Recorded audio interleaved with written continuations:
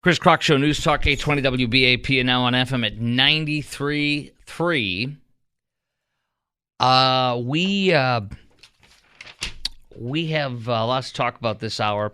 First of all, I want to get back into Joe Biden telling the parents of one of the 3 soldiers killed in action because of his fecklessness in the Middle East and refusal to hold Iran to account and to whip him upside the head, slap him upside the head, and bomb their training facilities 2-3 months ago in Iran, and to bomb and kill every one of the terrorists who are attacking us in Yemen, Iraq, and Syria, but instead bombing empty storage facilities and showing pictures of blowing up things that no one's in, instead of killing the terrorists. And bombing Iran where the training facilities are, so they can't train any more terrorists anymore, and blowing up their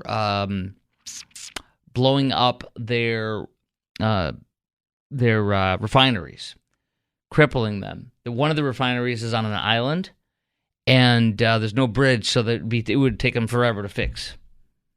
But Joe wants to he gave them $6 billion in riches from oil, and they're pumping an amazing amount more oil than under the Trump administration. I can't remember the numbers that I've cited them before a bunch of times. It's something like less than like 30,000 barrels a day they were under Trump's sanctions, and now they're doing like hundreds of thousands of barrels a day, or millions. I think 1 or 2 million, something like that. It's just insane how rich Joe's made him. So, he wants to let them have a fair shot at killing us, which they have. They've killed 3 of us now.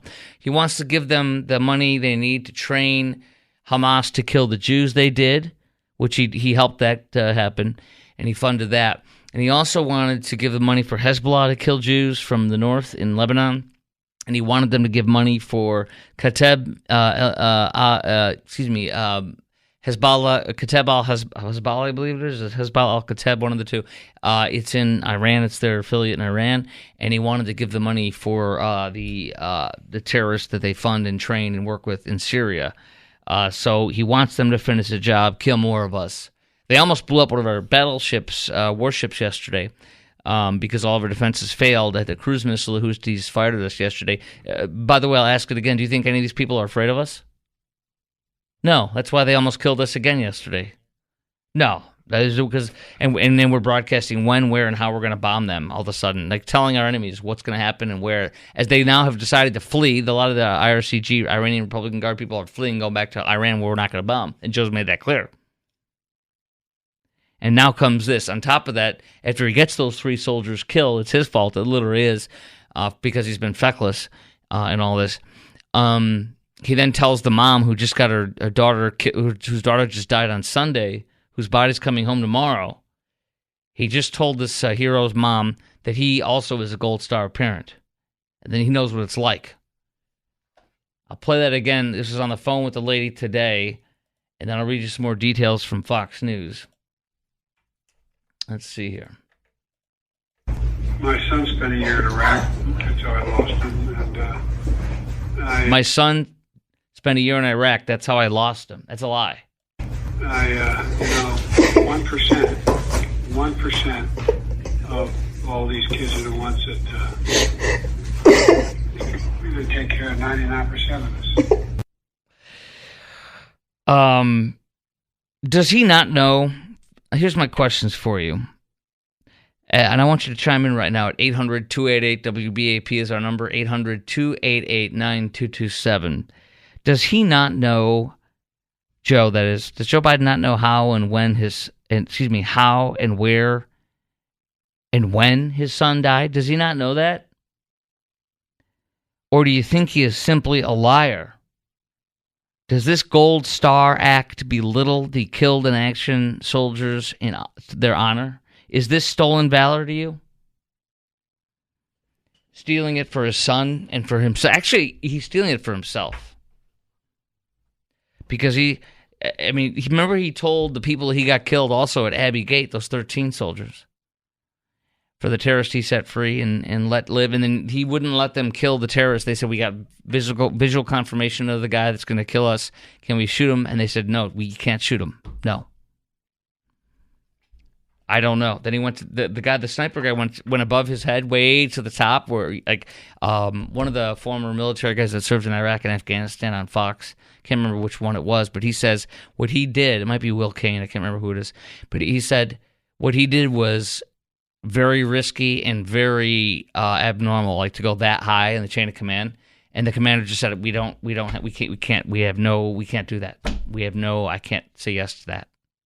Because Joe put the genital cuffs on our troops because he likes the terrorists to finish the job, kill us. And then I will relate and lie and say my son's Gold Star too. I'm a Gold Star parent because my son died in Iraq. Bo, which is a lie. Bo died 5 years after he served in Iraq. He had brain cancer, and Joe swears it's because of his time in Iraq or something like that. He has no evidence there's no direct evidence of that. And then he lies to this woman. Oh, my son died. He was there in Iraq. That's why he died. He was there for years. That's why he died, or where he died, or whatever. So, does he not know how, where, and when his son died? Do you think? Do you think Joe Biden had a son who died from the war in Iraq, as he claims? Do you believe that? And do you think Joe is making it all about him and his son's heroism instead of the parents who just lost their own daughter? And does this Gold Star Dad act belittle the KIA soldier and the other soldiers on their honor for dying while they were serving legitimately, not 5 years later, and then claiming it was because of war? And then is this stolen valor to you? 800-288-WBAP is our number. Chime in now, 800-288-9227. From Fox News. He repeated a dubious claim about the death of his son, Beau Biden, during a call with the parents of a U.S. service member killed. You just heard the call. He talked to the 24-year-old specialist Kennedy Layden Sanders' parents who lost her life in that Iran-backed drone strike.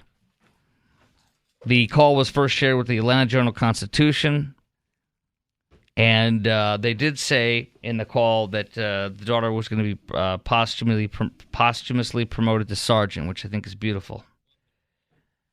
Now, Biden said, "Oh, I tell you what," she said, "that's the best news I've heard. You don't know how much that means to us." And Biden says, "Oh, well, I tell you what, it means a lot to me. My son spent a year in Iraq. That's how I lost him. By spending a year in Iraq. That's how his son died." That's a lie. In contrast to his claims, Fox says, Beau Biden died from glioblastoma, the most common form of brain cancer. The most common form of brain cancer. In May 2015, at Walter Reed Military Medical Center in Bethesda, Maryland, he served a tour in Iraq from 2008 to 2009, and he died 2015, 5 years later. On several occasions, he has spoke of his son dying in Iraq. "I lost my son. We lost our son in Iraq." No, you did not, you liar. I say this, Biden made false claims about his son, Beau, in 2022 as well, telling a crowd in Colorado that his son lost his life in Iraq. Also, he said, "I say this as a father and a man who won a Bronze Star, the Conspicuous Service Medal, and who lost his life in Iraq," he said, at a speech in 2022 in Vail, Colorado. 2019 speech. He said, I got a few little lines from a few other speeches in the past where he's just bald-faced lying. Christian Godley is going to tell us what he thinks about this coming up next. Plus your call, 800-288-WBAP, 800-288-9227. And then we're going to get into the social media people grilled, being blamed for teen harm, teen suicide, and so much more vile things. Do you think social media is the new big tobacco for our kids? That's coming up next on the Chris Crock Show on News Talk 820 WBAP and now on FM at 93.3. Chris Crock Show on News Talk 820 WBAP and now on FM at 93.3. It's making a preset, y'all. So Biden also, it's a stolen valor, isn't it, when you say that your son died in Iraq because of his year of service? He's also previously said, "I lost my son. We lost our son in Iraq," at a separate speech. He told the crowd in Colorado he lost his life in Iraq. Bo, I say this as a father of a man who won a Bronze Star Conspicuous Medal of Service and lost his life in Iraq, he said it in Vail, Colorado in a speech. In 2019 speech, he said, because of the exposure to burn pits, in my view, I can't prove it yet. He came back with stage 4 glioblastoma. 18 months he lived knowing he was going to die. He lived 5 years, Joe. And he didn't die in or from Iraq. He died from the most common form of brain cancer, glioblastoma. Dude, stop faking that your son died in combat. And stop lying to people who you got killed because of your fecklessness and telling them you're a Gold Star parent too. Shame on you. Does he not know, in your opinion, do you think he doesn't know where his son died and how his son died and when his son died? Do you think he had a son who died from war in Iraq, as he claims? Do you actually believe that? And do you think Biden's making it all about him instead of the parents who just lost their daughter? And does this Gold Star Dad Act belittle the KIA, the Killed in Action Soldiers' honor? Is this stolen valor to you? 800-288-WBAP is our number, 800-288-9227. Chris in Godley, you're on News Talk 820 WBAP and now on FM at 93.3. Hello, Chris. Hey, how are you, Mr. Chris? Good, brother. How are you? I'm awesome. Well, first comment is I don't think Joe can find his zipper to go to the bathroom, so I don't think he knows what he's talking about when he's referring to his son. But there's two things that bug me the most. For one, let's say that it was true that his son did, die from Iraq or whatever. Well, it matters, but then again, it doesn't, because he's there for the people that just lost their life. He's there to represent them as the president and to be there for the parents and to tell them that how sorry he is and what he can do next to make sure it doesn't happen again. Every time he makes it about himself, and he takes away from the importance of where he's at and the people that are there that he's talking to. But second thing, and my number one pet peeve, is lying. It's in the Ten Commandments, thou shalt not lie. Why is it that when, say people that go to court, right, they have to put their hand on the Bible and they have to swear an oath to tell the truth and nothing but the truth? Why is it that people in office, and then the highest office, as just like the president, why is it that when he swears an oath to the Constitution and things, why is it that they can't be held accountable to whether they're lying or not? I honestly think that there should be something put in place to hold people in high office, whether it's congressmen or people in the president's office, hold them accountable to actual lies. Because there's a way to find out if people are lying or not. And if you're in that high of an office and you're just lying constantly or spreading propaganda based on lies, it can change the world, just like we've seen in the last 3 or 4 years. What's your thoughts on it? First of all, to go after somebody that's lying, that's a politician, you'd have to have politicians vote to say that there'd be something they would put in action for somebody lying. Most of them lie, so I don't think you're ever going to pass anything that goes after themselves.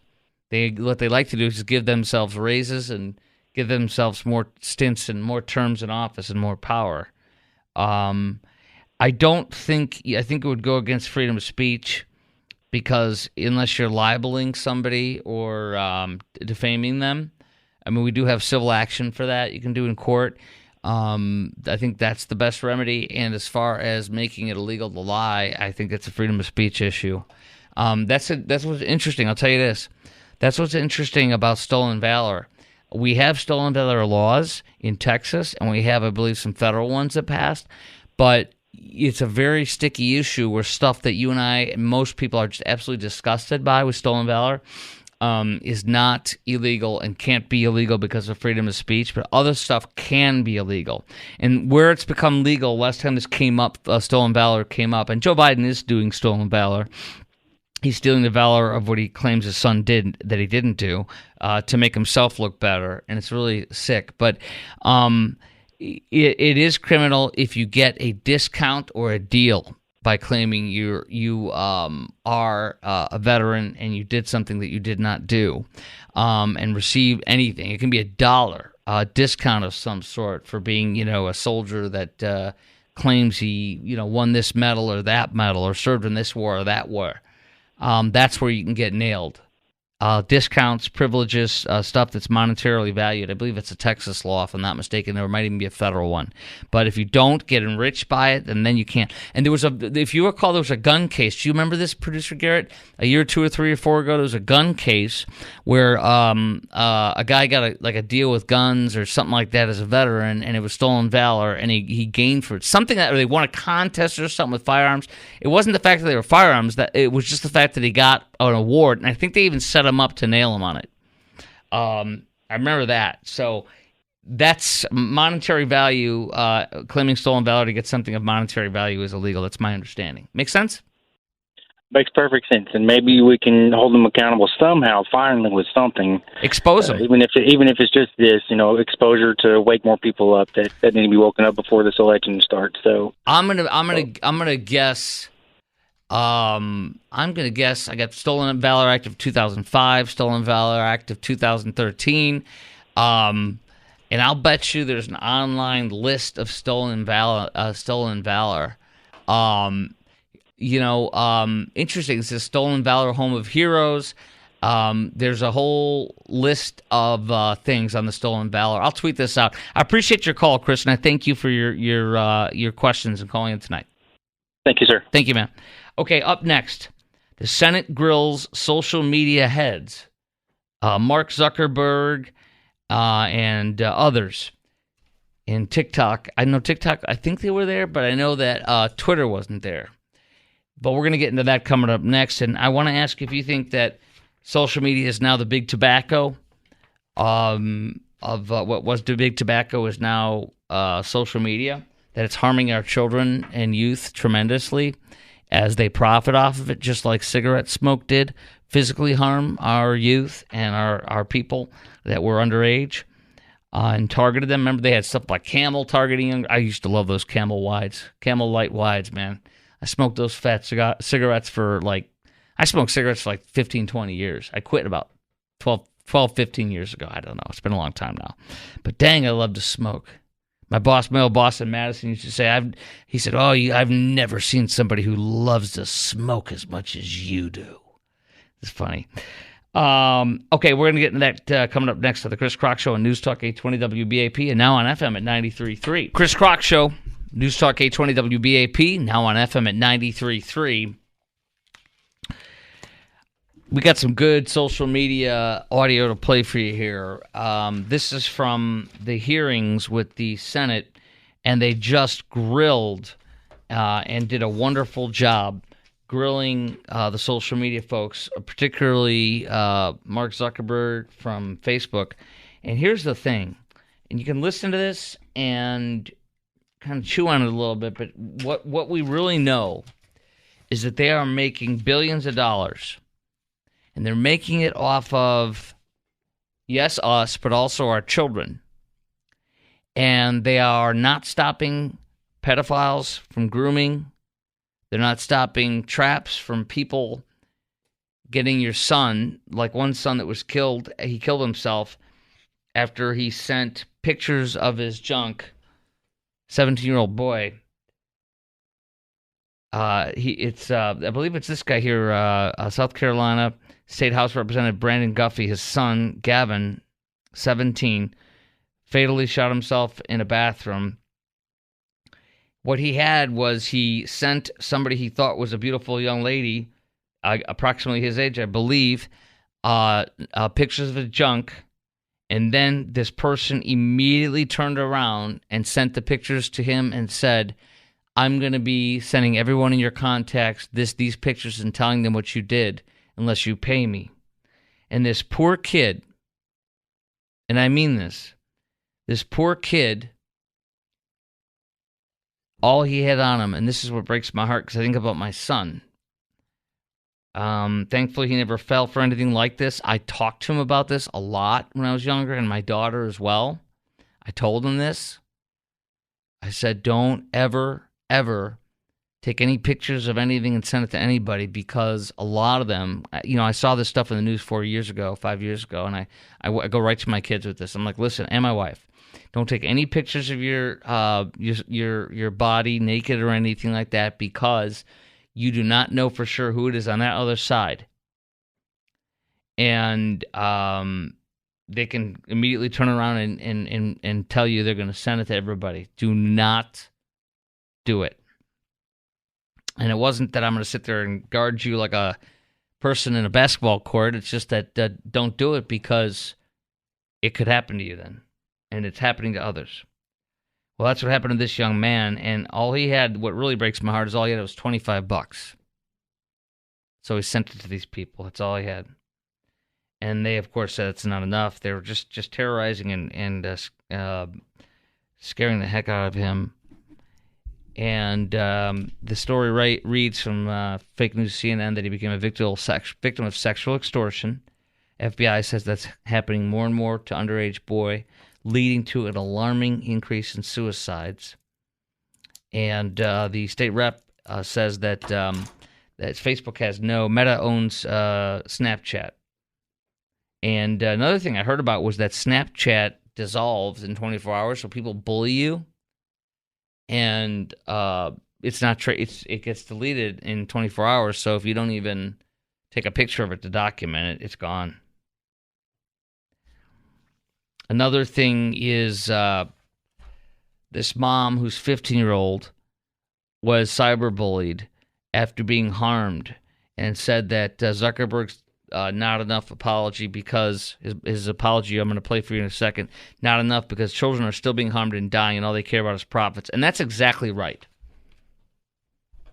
So I want to play that one for you. Here we go. This is Josh Hawley, Missouri Senator, doing yeoman's work and putting Zuckerberg on the spot. He did not, and I guarantee you, he had the best public relations people in the country, if not the world, coach him before he does this. He does it every time. He's a billionaire, 50 million, whatever, 5 times over, 20 times over, whatever it is. And he got nailed by Hawley because he didn't expect this to happen. As the gallery right behind him by about 3-4 rows had parents whose kids died and blamed social media for their deaths. Here is that confrontation. Industry-leading tools to find harmful content, make money, take it off the services, to make money, and to build tools that empower parents. So you didn't take any action. You didn't take any action. You didn't fire anybody. You haven't compensated a single victim. Let me ask you this. There's families of victims here today. Have you apologized to the victims? Would you like to do so now? Well, they're here. You're on national television. Would you like now to apologize to the victims who have been harmed by your product? Show them the pictures. Would you like to apologize for what you've done to these good people? I'm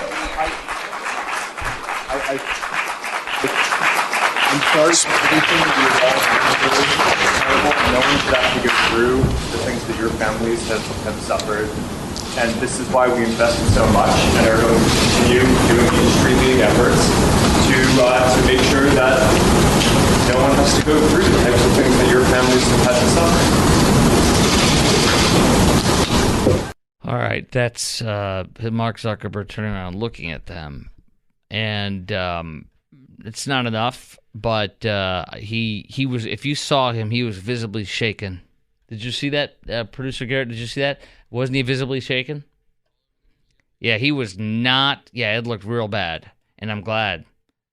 Because here's the deal. He knows it. He's getting rich, and kids are dying and getting raped or sex trafficked, God knows what. So, and they're getting rich, and they know it. So I do think this is big tobacco in a different version. Social media is a form of, like, big tobacco. What do you think? What do you say to that? That's my question for you on this. If your child, first of all, do you think social media is what big tobacco was to our kids? And if your child has gotten hurt, or you know someone who lost a child, do you blame social media? Psychological issues? Or do you consider social media being straight up evil? I'll say that again. Do you think social media is what big tobacco was to our kids? And if your child, or maybe I could say what big tobacco was to us when we were kids, I guess. But do you think that social media is what big tobacco used to be? And if your child has gotten hurt, or you know somebody who lost a child, do you blame social media, psychological issues, or do you just consider social media being straight up evil? And do you want us, this country, to regulate social media for children under 18, or do you think this is all on the parents? And are we really this helpless to protect our children from social media? And I partially think we are because, I got to tell you, I just am really blessed by people who I really look up to and are mentors in my life, and they say some wonderful things about how we've raised our children. And I know we're still raising them. I mean, 20 is just about out of the nest, but he's still there, and he still gets helped by us a lot in any way, in a good way. Not a crutch, but a parent helping. And then our 17-year-old is definitely still a minor child, and at least for another year, and she'll still be taken care of and grown up to be strong and guided in the way that she'd like to grow up and what we would like her to grow up as. But I do think it's very hard, and we could just ban it, but I think that that's not good parenting either. It's a hard freaking road, isn't it? Like you have to have a balance. You have to work with your kids. You have to make agreements with them and say, I'm gonna be monitoring your social media. And if something happens or something looks suspicious, and you have to check in on them regularly. My wife would always say, "Don't be so obvious," but I would go into the room. I wouldn't just barge in, but I'd knock, and then I'd just come look. And if they immediately, put down their laptop or whatever, their computer, or their phone, I'd be like, "Well, what's going on? Are you?" And then she helped me to relax a little bit. I'm the one that's always, as you imagine, paranoid. And I read all this stuff, and I'm like, "Oh my gosh, ah!" But I really try to warn them. And then my wife's helped me graduate too. Instead of scaring my wife and my kids, whoever, just saying what I know, and then that was just letting them. And then it's the attitude is I just want to let you know so that you're aware of this. And half the time they're like, I know. Other times they're like, well, what do you mean? And I'm like, well, here you go. So it's a way of doing it that's not freaking them out.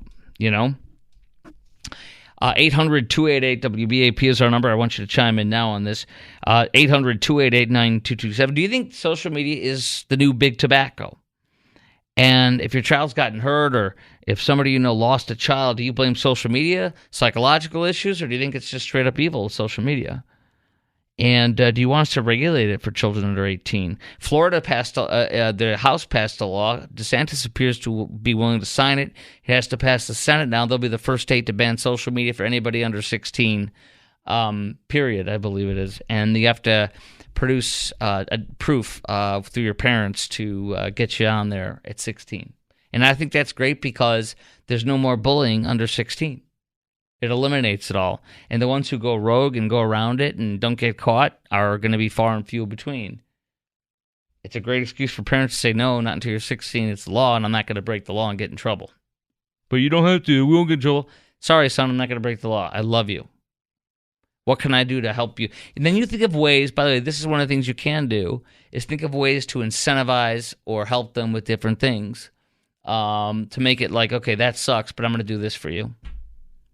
How about, what can make you feel better? Well, let me do that. Well, I'm not going to do that, but what can I do to make you feel better? Is there something you'd like to get that, can I get you something that'll be a good distraction for you, or good, like a neat little thing that you'll enjoy, an incentivization to not be all miserable and sad about it? Not bribing them per se, but, how can you spoil them? Get them, want to take them shopping, take them out to a nice dinner? I don't know, but something to make them feel better. Coming up next, I want to hit this Lloyd Austin press conference today. Did you catch it? Did you catch our Defense Secretary Lloyd Austin, who lied to the president, hid his illness, lied to his staff, and put our country and our security at risk, and because he wanted his privacy, he claims today? He had his first press conference since going AWOL. Remember that? Today, and you'll hear what his excuses are. And we'll ask about this. Do you think what Lloyd Austin said at his press conference today, do you believe what he said? And I'll play it next. We'll talk about it. Do you think it's simply a procedure problem, as he says, or did he actually just simply lie to his staff and the president? And what would happen if you did this at your job?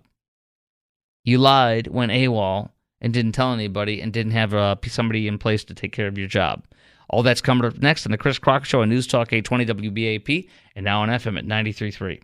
News Talk 820 WBAP, now on FM at 93.3. Lloyd Austin gave a press conference today, and I was covering it live earlier today while I was filling in for one of my clients on the side that I do with my side business. And I'm going to read to you the awesome colleague I have there at this station, and she is a feisty Latina and hysterical at that too. She's a riot, and I'm going to just read some of her comments because they were spot on, and I'm going to play some of the highlights for this. But he basically said that it was because he's embarrassed and it's a black issue with like having prostate cancer, and that he's a private person. Dude, if you're a private person, you don't belong serving in a public position like the SecDef. It's your job to tell us what's going on, and if you don't, you have no business working in the public sector as a servant, public servant. And this has nothing to do with what your race is, dude. It has everything to do with you lying to us and to our president and going AWOL. And your assistant, your whatever, right hand, it's a woman, not a man, but your right hand woman, if you will, the person that was supposed to take over for you was on vacation in Puerto Rico. So don't tell us she was in charge and she had everything going. She was on the beach in a bikini with two martinis or two pina coladas down the hatch. Don't lie to us. Don't whiz in our backs and telling it's raining. You lied, you covered it up, and you absconded. And then also he told us that his assistant who called the ambulance, you remember that? I think we played it on the air when it came out like a week or two ago. The assistant was like, and please don't have any sirens or flashing lights because we don't, he's a real high profile person, and they knew who he was calling about. That he told them, and he's like, we don't want to let anybody know anything. So this was intentional. Do not tell me that the assistant said no lights or sirens, because he lied and said that he didn't tell his assistant to do that. I don't believe that. Do you? No. The assistant does everything the boss tells. At that level, the assistant is like a barking dog. How high do you want me to jump? How low do you want me to bark? How high do you want me to bark? What do you want me to do? The man's in charge of our defense. The assistant doesn't run him. He runs the assistant. The only person that's getting ran in there in the White House and in the Pentagon is Joe Biden. He's ran by everybody else. Nobody else is ran. It's bogus. It's BS. Here's my colleague at my one of my stations I work with on the side saying to this. Here we go. He apologized for not informing everybody, but at no time were we in danger. Pathetic. My cancer diagnosis was a gut punch, but I should have notified everyone. Deputy Secretary assumed my duties. Yeah, how did she do that from vacay in Puerto Rico? Now he's doing a PSA for prostate cancer in the black community. What is this, dude? Shut up, you lied. Doesn't matter about your race. But with that administration, they traffic in what you look like. That's all it is. And your identity, your sexual preference or whatever, which is stupid. Yeah, he was in charge. She was in charge. The sergeant stated she was not aware. She was not aware at all in the story. She said that. And he's like, oh, she was in charge. He's lying to us. And are you hearing this, Joker? She said, what my assistant said in the ambulance were not my words. Liar. Oh, man, he's great. He's lying. This is great. He's lying, she says. Here, let me play you some of this. It was so great. It was happening in real time while we were on the air earlier. Here we go. We did not handle this right, and I did not handle this right. I should have told the president about my cancer diagnosis. By the way, what do you got, a mouse in your pocket? It's you, buddy. No one else. Liar. Oh, by the way, he also throws his entire staff under the bus. He blames them, too. I should have also told my team and the American public. And I take full responsibility. I apologize to my teammates and to the American people. I was being treated for prostate cancer. The news shook me, and I know that it shakes so many others, especially in the black community. By the way, my buddy also said he's out and out lying his prostate off. He's lying his prostate off. It was a gut punch. And frankly, my first instinct was to keep it private. I don't think it's news that I'm a pretty private guy. I never liked burdening others with my problems. It's just not my way. But I've learned from this experience.